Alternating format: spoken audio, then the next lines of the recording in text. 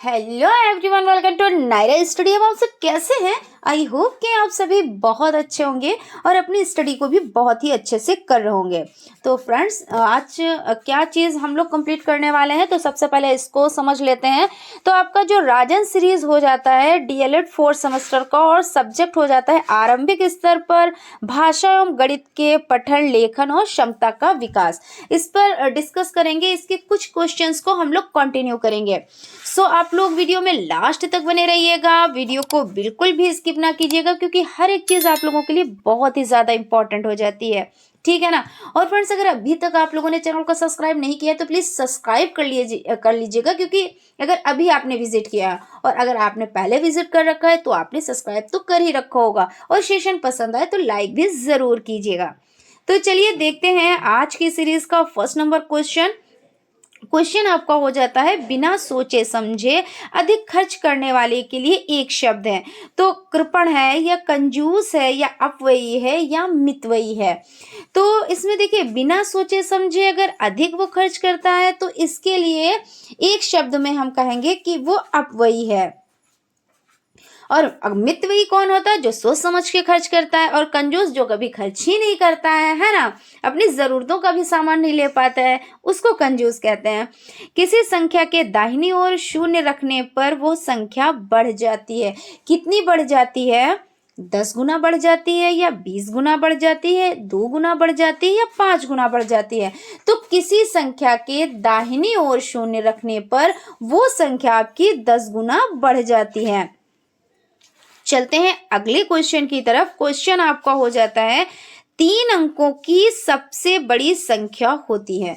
तो 100 होती है, 299 होती है, 999 होती है, 998 होती है। तो आप लोग यहाँ पे समझिए, देखिए, एक अंक की सबसे बड़ी संख्या की अगर हम बात करते हैं तो 9 हो जाता है। ठीक है। उसके बाद अगर हम कहें कि 2 अंकों की सबसे बड़ी संख्या, तो 2 बार 9 हो जाता है। अगर हम कहते हैं 3 अंकों की सबसे बड़ी संख्या, तो 3 बार 9 हो जाता है। इसी तरह जितने अंकों की पूछी जाए, जैसे 3 अंकों की सबसे बड़ी संख्या, 4 अंकों की सबसे बड़ी संख्या, 5 अंकों की सबसे बड़ी संख्या, यानी जितने अंकों की आपसे पूछे जाए तो आप क्या करेंगे, उतनी बार आप 9 लिख देंगे। ये आपकी क्या हो जाएगी, उतने अंकों की सबसे बड़ी संख्या हो जाएगी। अगर पूछा जाए आपसे 2 अंकों की सबसे छोटी संख्या, 3 अंकों की सबसे छोटी संख्या, तो ऐसी कंडीशन नहीं आती। कंडीशन कैसी आती है, आप 1 लगाएंगे और उसके बाद आप 0 लगा देंगे। जैसे 2 अंकों की है ना, तो कौन सी हो जाएगी, 10। 3 अंकों की कौन सी हो जाएगी, तो 100 हो जाएगी। उसके बाद 4 अंकों की कौन सी हो जाएगी, तो आप 0, लेकिन 1 के बाद ही आप 0 लगाएं, यानी इकाई के तरफ आप 0 बढ़ाते चले जाएंगे और 1 आपको लगाना है। तो इस तरह से हो जाता है। इस तरह से आपका जो आंसर होगा वो आपका 100 ऑप्शन हो जाएगा, यानी 999 ये हो जाएगा राइट आंसर। देखिए कितने ईजी क्वेश्चन इसमें आते हैं। जो आपका सब्जेक्ट ही ये है, आरंभिक स्तर पर भाषा एवं गणित के पठन, लेखन एवं क्षमता का विकास। इसमें आपका क्या जांचा जा रहा है कि आपको हिंदी भाषा कितनी आती है, और आप जो मैथ की जो छोटी छोटी चीज़ें हैं वो आपको कितनी आ रही हैं। जैसे भाई आप बच्चों को पढ़ाएंगे तो सबसे पहले भाई वो चीज़ आपको पता होनी चाहिए, फिर बच्चों को तो आप पढ़ा पाएंगे ना। वही चीज़ हो जाती है रोज़मर्रा की ज़िंदगी में। मैथ का कहाँ पे यूज़ होता है, तो ये सभी चीज़ें इसमें आपको बच्चों को बताना है। तो उससे पहले भाई क्या करना है, आप लोगों को सीखना है ना। तो यहाँ पे चलते हैं हम अगले क्वेश्चन की तरफ। क्वेश्चन हो जाता है, 3478 में सैकड़े वाली संख्या है। तो यहाँ पे क्या कह रहे हैं, 3478 में और सैकड़े वाली संख्या। तो इकाई देखिए इधर से स्टार्ट होती है, इकाई, फिर उसके बाद दहाई, फिर उसके बाद सैकड़ा, और उसके बाद क्या हो जाता है, हजार हो जाता है। ठीक है। यहाँ पे पूछा क्या गया है कि सैकड़े वाली संख्या कौन सी होती है। तो भाई इकाई की जगह पे तो 8 है। अगर आपसे इकाई पूछा जा रहा होता तो आपको 8 लिखना होता है। दहाई अगर आपसे पूछा जाता तो आपको 7 लिखना होता है। सैकड़ा पूछा जा रहा है तो आपको कितना लिखना रहेगा, 4 लिखना रहेगा। और अगर हजार पूछते तो आपको कितना लिखना रहता, तो आपको 3 लिखना रहता। जहाँ पे जो संख्या होगी, जैसे इकाई, दहाई, सैकड़ा, हजार, इस तरह से आप उसको कर लेंगे, और उसके बाद जो आपसे मतलब क्वेश्चन में जो डिमांड की जा रही है, आप उस डिमांड को कंप्लीट कर देंगे। ठीक है ना। तो आई होप आप लोगों को चीज़ें समझ में आ रही होंगी, कहीं पे कोई डाउट कोई कंफ्यूजन नहीं होगा। अगर फिर भी अगर कोई डाउट या कंफ्यूजन है तो आप लोग कमेंट कीजिए, हम उसका रिप्लाई आप लोगों को ज़रूर से ज़रूर देते हैं। चलते हैं अगले क्वेश्चन की तरफ। क्वेश्चन आपको हो जाता है 10 तक के अंकों में सबसे छोटा अंक है, तो 1 है या 0 है या 2 है या 3 है। तो यहाँ पे थोड़ी सी कंफ्यूजन होगी, लेकिन जब नॉलेज होगी तो कंफ्यूजन की तो कोई बात ही नहीं है। देखिए 0 का मतलब ये होता है, अगर देखिए 0 इकाई के स्थान पे आपने 0 लगा दिया, एक के बाद जैसे 1 है या 2 है या 3 है 4 है, उसके बाद आपने 0 लगाया यानी इकाई के स्थान पे, तो संख्या क्या होती है, बढ़ती है। जितने आप 0 लगाते हैं संख्या बढ़ती है। लेकिन एक चीज है, अगर आपने 1 से पहले इकाई के स्थान पे आपने 1 रखा और उसके बाद दहाई के स्थान पे आपने 0 रख दिया, तो क्या मान बढ़ा? मान नहीं बढ़ा। आप चाहे जितने भी 0 लगा लें, इनफाइनाइट 0 लगा लें, लेकिन मान आपका एक रत्ती भी नहीं बढ़ेगा। क्यों नहीं बढ़ेगा? क्योंकि इधर 0 लगाने से कोई मतलब ही नहीं होता, आप चाहे जितने 0 लगा लें। लेकिन ये आपके जो 0 है, अगर इकाई की तरफ जैसे आपने 0 लगाया और 1 के बाद में आपने क्या किया, राइट हैंड की तरफ 0 लगाया, तो उसका मान बढ़ता जाता है। जितने 0 लगाएंगे उससे 10 गुना मान वो बढ़ता जाता है। तो इस तरह से यहाँ पे कंफ्यूज होने वाली कोई भी बात नहीं है। अब आप जैसे कि आपने 0 देखा कि हाँ 0 यहाँ पे सबसे छोटी संख्या, तो ऐसा कुछ नहीं है। 0 कंप्लीट करता है, लेकिन सबसे छोटी संख्या, जैसे आपसे कहा जाए कि प्राकृतिक संख्या कौन सी है और पूर्ण संख्या कौन सी है सबसे छोटी, तो देखिए प्राकृतिक संख्या 1 हो जाती है। और यहाँ पे क्या है, पूर्ण संख्या कौन सी होती है, जो संख्याओं को पूरा करता है। भाई 1 से 9 तक की तो संख्या हो गई, लेकिन उसके बाद अगर 0 ना होता तो 10 आप कैसे लिखते, 20 कैसे लिखते, 30 कैसे लिखते हैं ना। तो 0 उसके काम आता है, लेकिन 0 सबसे छोटा अंक नहीं, 1 सबसे छोटा अंक है ना। तो इस तरह से आपका ऑप्शन राइट हो जाएगा और यहाँ पे चीज़ें क्लियर हो गई होंगी, आई होप। और चलते हैं अगले क्वेश्चन की तरफ। निम्नलिखित में से शुद्ध शब्द है, तो इस तरह के क्वेश्चंस बहुत एग्जाम में पूछे जाते हैं। तो आ आधा ना, ता में आ की मात्रा और क्षत्रिय वाला छा और रा में बड़ी की मात्रा, ये राइट है। या छोटा आ आधा ना आधा ता, या में आ की मात्रा, क्षत्रिय वाला छा और रा में बड़ी की मात्रा, ये राइट है। या आपका स ऑप्शन राइट है या आपका दार ऑप्शन राइट है। अब आप इसमें देख लें, देखिए सा में क्या है, आधा मतलब छोटा आ आधा ना और ता है और क्षत्रिय वाला शाह है और रा में बड़ी की मात्रा है। तो देखिए ये तो आपके नहीं है। अंताक्षरी जो आपका आ ऑप्शन है, सा ऑप्शन है, और आ और ना, ता में आ की मात्रा और क्षत्रिय वाला छा और रा में बड़ी की मात्रा, तो ये भी आपका नहीं है। तो इस लिहाज से आपका जो बा ऑप्शन है ना वो आपका राइट होगा। और छोटी छोटी चीजें जो होती हैं वही आपका 1 नंबर ले जाती हैं, 1 नंबर आपको दे के जाती हैं। तो यहाँ पे छोटा आधा ना और आधा ता है, ये चीज ध्यान रखिएगा। और इससे रिलेटेड क्वेश्चन जो है पूछे जाते हैं, जरूर से जरूर पूछे जाते हैं। यहाँ पे आपका अगला क्वेश्चन हो जाता है, पठन की प्रक्रिया में उचित आरोह अवरोह का समावेश न होने का प्रमुख कारण क्या है। तो शीघ्रता से पठन, भाव को समझकर ना पढ़ना, और यहाँ पे अधिक तेज आवाज में पढ़ना या उपयुक्त सभी। तो यहाँ पे क्वेश्चन क्या कर रहे हैं, सबसे पहले आप उसको समझ लें। पठन की प्रक्रिया में उचित आरोह अवरोह का समावेश न होने का प्रमुख कारण क्या है। तो शीघ्रता से पढ़ना, जैसे आप कोई चीज पढ़ रहे हैं तो बहुत जल्दबाजी में आप कोई चीज पढ़ते हैं ना, तो आप में गलतियां होने की ज्यादा संभावना होती है। जब भी आप कोई चीज पढ़ें, किसी चीज को आप पढ़ें, तो क्या है, बहुत ही सहूलियत से आराम से उसको पढ़ें। भाव को समझ के ना पढ़ना। भाई कुछ लोग होते हैं, आपने देखा होगा, फटाफट से पढ़ते चले गए, उसके भाव को नहीं समझेंगे, और जब भाव को नहीं समझेंगे तो उसमें क्या होगी, ये उचित आरोह अवरोह का समावेशन नहीं होगा ना। और अधिक तेज आवाज में, अगर आप बहुत ज्यादा आवाज में पढ़ेंगे तो आप आवाज पे फोकस करेंगे, है ना, पढ़ने पे ध्यान नहीं देंगे, उसमें क्या कमियां हो रही उस पे ध्यान नहीं देंगे। तो इस तरह से आपका जो सा ऑप्शन है वो भी गलत है, आ ऑप्शन है वो भी गलत। यहाँ पे गलत की बात नहीं हो रही। यहाँ पे क्वेश्चन फिर से एक बार हम पढ़ लेते हैं। पठन की प्रक्रिया में उचित आरोह अवरोह का समावेश न होने का प्रमुख कारण है, तो ये उपयुक्त सभी हो जाते हैं। ठीक है, ये सभी चीजें नहीं करनी है यानी कि।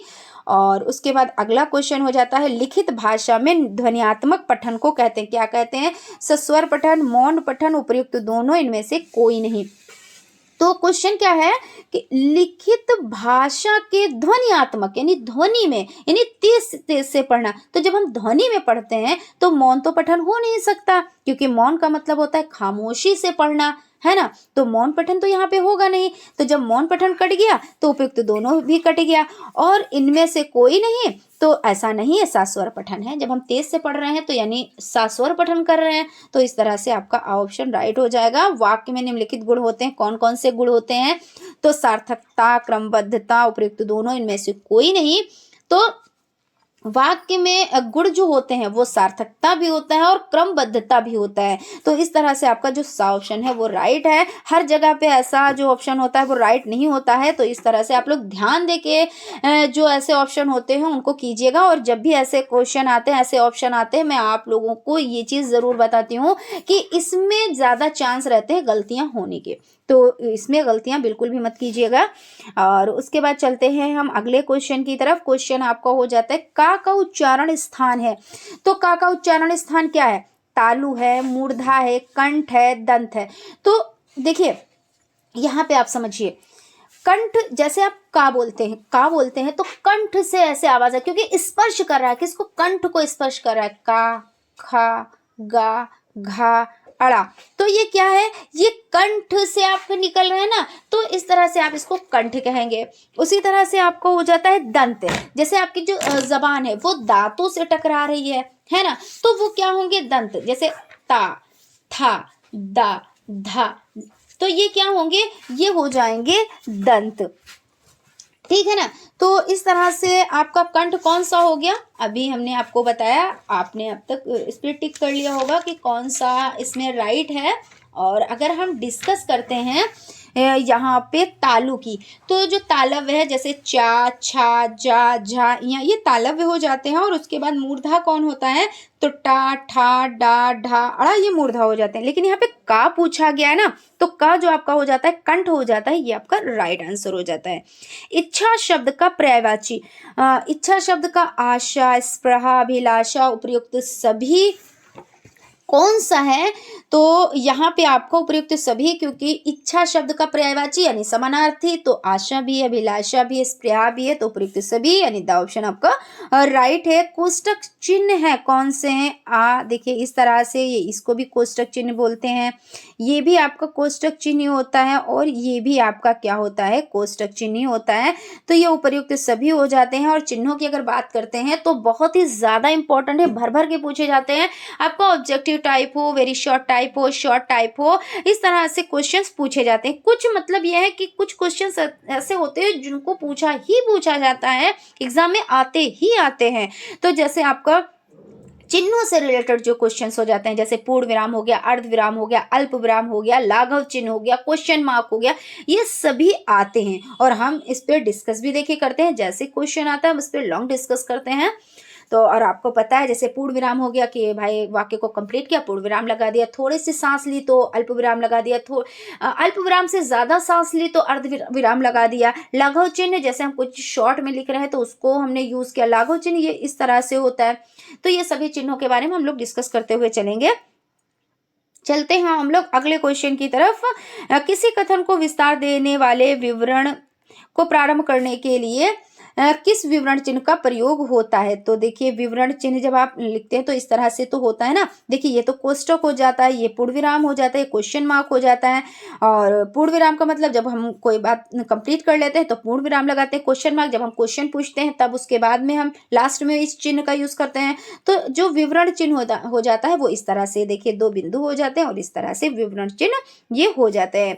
और उसके बाद चलते हैं हम अगले क्वेश्चन की तरफ। शुद्ध शब्द है, देखिए आ गया ना फिर से इसी तरह से क्वेश्चन। अभी हम लोगों ने कौन सा अंताक्षरी वाला कंप्लीट किया ना, अब ये आपका हो गया शुद्ध शब्द उज्ज्वल। तो छोटा वो आधा जा और पूरा जा और वाह और ला, ये सही है। यह छोटा वो पूरा जा वाह और ला, ये सही है। यह छोटा वो आधा जा वाह ला, ये सही है। ये छोटा वो आधा जा और फिर से आधा जा और वाह और ला, सही है। तो देखिए कुछ लोग क्या करते हैं, छोटा आधा जा और पूरा जा पे टिक कर देते हैं, लेकिन ये आपका गलत हो जाता है। उज्ज्वल में दोनों जा आधे ही बनेंगे, तो जब आधे ही बनेंगे तो ये आपका द ऑप्शन जो है वो राइट हो जाएगा। ठीक है, चलिए भाई आप लोग लाइक सब्सक्राइब करते रहे, इसमें भाई कंजूसी ना किया कीजिए। और यहाँ पे चलिए हम लोग क्वेश्चन की तरफ आगे बढ़ते हैं। जिन स्वरों का यहाँ पे उच्चारण करते समय मुख पूरी तरह खुला रहता है और यहाँ पे क्या हो जाता है, खुला रहता है, कहलाते हैं, क्या कहलाते हैं, संवृत स्वर, विवृत स्वर, अर्ध संवृत स्वर, उपरोक्त में से कोई नहीं। तो जिसमें क्या कह रहे हैं, जिन स्वरों का उच्चारण करते समय मुख पूरी तरह खुला रहता है तो विवृत स्वर होते हैं। जैसे शा पूरा हो गया ना, शा बोला आपने, शरीफे वाला सा, हा, और शा, सा जो आप बोल रहे हो ना, तो विवृत, ये पूरा मुंह मतलब पूरी तरह से खुल रहा है मुंह, तो ये विवृत स्वर हो जाते हैं।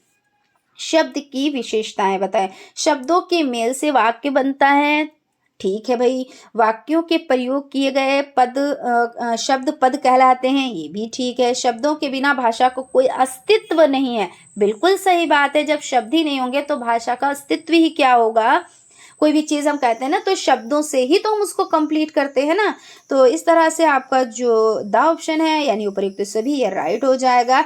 दी गई श्रृंखलाओं का अवरोही क्रम होगा। अवरोही क्रम का मतलब ये होता है कि हम सीढ़ियों से नीचे उतर रहे हैं। आरोही क्रम का मतलब ये होता है हम सीढ़ियों से ऊपर जा रहे हैं। पहली सीढ़ी, दूसरी सीढ़ी, तीसरी सीढ़ी, मान लीजिए 9 सीढ़ियां हैं और हम 9वें पावदान पे हम खड़े हैं। अब हमको वापस आना है तो 9 के बाद 8, 8 के बाद 7, 7 के बाद 6, तो इस तरह से ये अवरोही क्रम हो जाएगा। तो यहाँ पे आप समझ लें, देखिए ये तो 2 कट ही गए, अब पहले से ही कट गया जैसे आपने देखा, क्योंकि 78 इसमें भी है और उसके बाद संख्या बढ़ रही है। तो कुछ क्वेश्चंस तो आप ऐसे ही कर सकते हो, है ना, कर सकते हो, आराम से कर सकते हो। तो देखिए यहाँ पे 78 आया, उसके बाद संख्या बढ़ी, यहाँ पे भी 78 आया, उसके बाद संख्या बढ़ रही है। जबकि अवरोही में क्या होता है, घटती है संख्या। तो अब यहाँ पे देखिए हम क्या करेंगे, सबसे पहले 2 ऑप्शन तो हमारे ऐसे ही कट गए, ये खत्म हो गए। 2 में ही झगड़ा चल रहा है, तो 2 में झगड़ा चल रहा है तो आसानी से सॉल्व करा सकते हैं। ज्यादा लोगों में होता है तो थोड़ा सा दिक्कत होती है ना। तो 7864 है और 754 है, और यहाँ पे हम थोड़ा सा मिलान यहाँ से भी कर लेते हैं, क्योंकि यहाँ पे 7864 तो एक को तो खत्म कर दीजिए क्योंकि ये दोनों बराबर हैं, हो गए। फिर उसके बाद 7854 और 7846 है, तो 7846 और 54, तो यहाँ पे ये तो जो आपका ऑप्शन है ये राइट हो गया। देखिए 2 ही नंबर से आपको आंसर मिल गया और ज़्यादा माथापच्ची भी नहीं करनी पड़ी, क्योंकि भाई जब हम एग्जाम हॉल में बैठते हैं तो वहाँ पे एक चीज़ की बड़ी टेंशन रहती है, ऐसा ना हो टाइम ख़त्म हो जाए, ऐसा ना हो टाइम हो जाए, हमारे क्वेश्चंस रह जाएं। तो कुछ चीज़ें क्या होती हैं हमको ट्रिक से भी करनी रहती हैं, और जब हम ट्रिक से करते हैं, चीज़ों को समझ के करते हैं, तो हमारे क्या होता है, हमारा टाइम भी बच जाता है, ठीक है ना। उसके बाद आपका हो जाता है 9 2 11 होने का अर्थ है भाग जाना, डर जाना, पालन करना, खराब करना। तो क्या है, 9 2 11 होने का अर्थ होता है भाग जाना।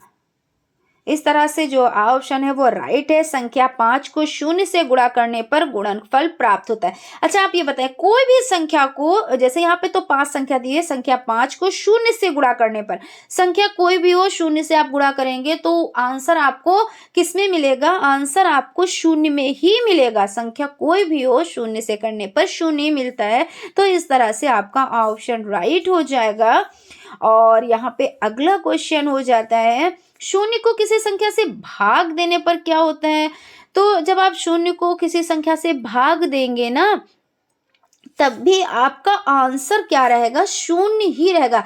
तो इसमें देखिए सबसे अच्छी बात है आप इसको समझ लें, भाग दें या गुणा करें, 0 से यानी 0 हो जाएगा, ठीक है। तो इसमें ज्यादा दिमाग नहीं लगाना है, कुछ चीजों को सिर्फ समझ के ही करना है।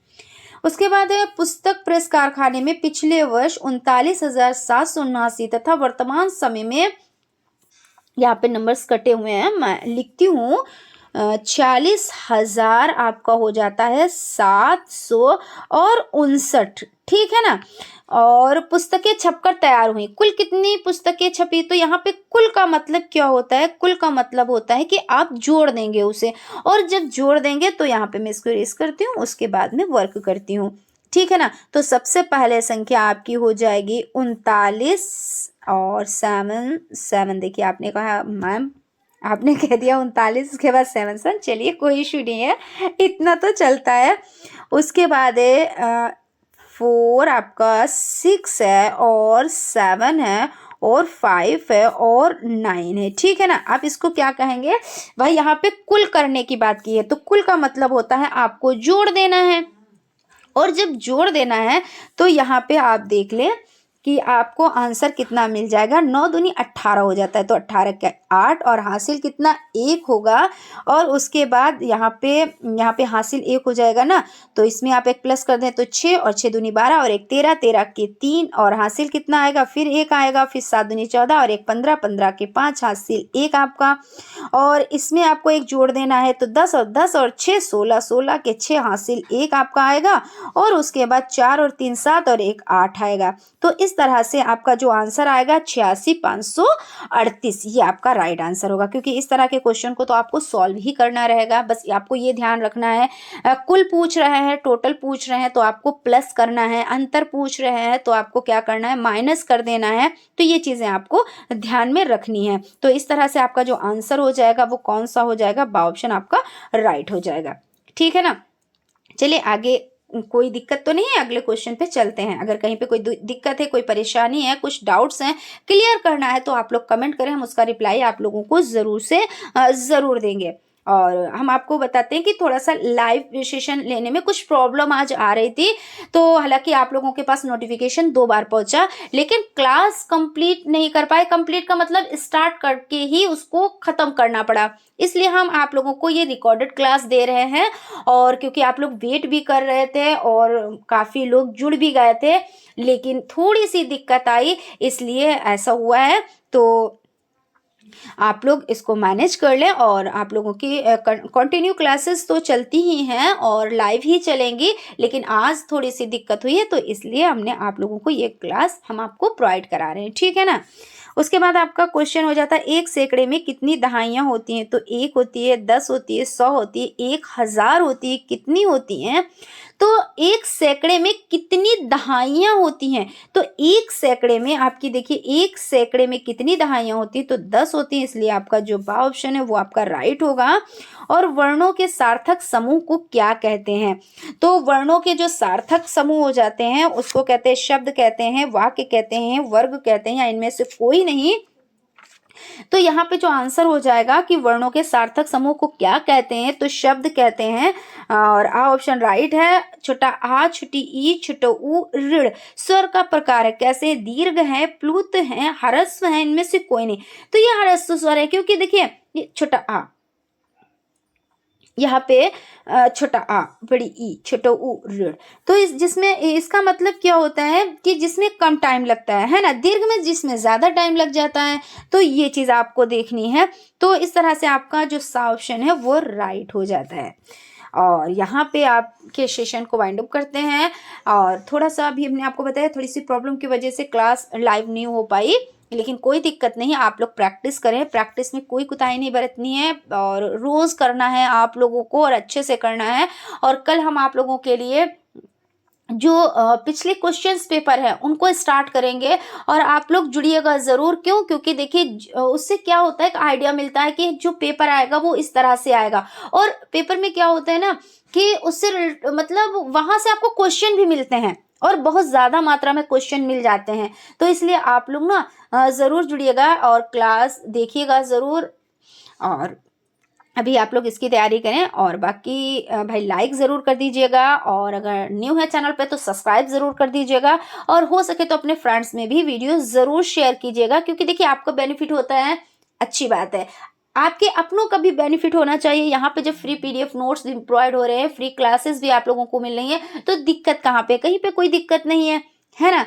तो आपके फ्रेंड्स का भी, यानी जितने भी आपके फ्रेंड्स हैं उनका भी बेनिफिट होना चाहिए, अपनों का अपने का तो होता है, अपनों का भी होना चाहिए, है ना। तो फ्रेंड्स यहीं पे हम वाइंड अप करते हैं, मिलते हैं अगले क्लास में। तब तक आप लोग अपना ख्याल रखें और स्टडी को कंटिन्यू करें। Thank you.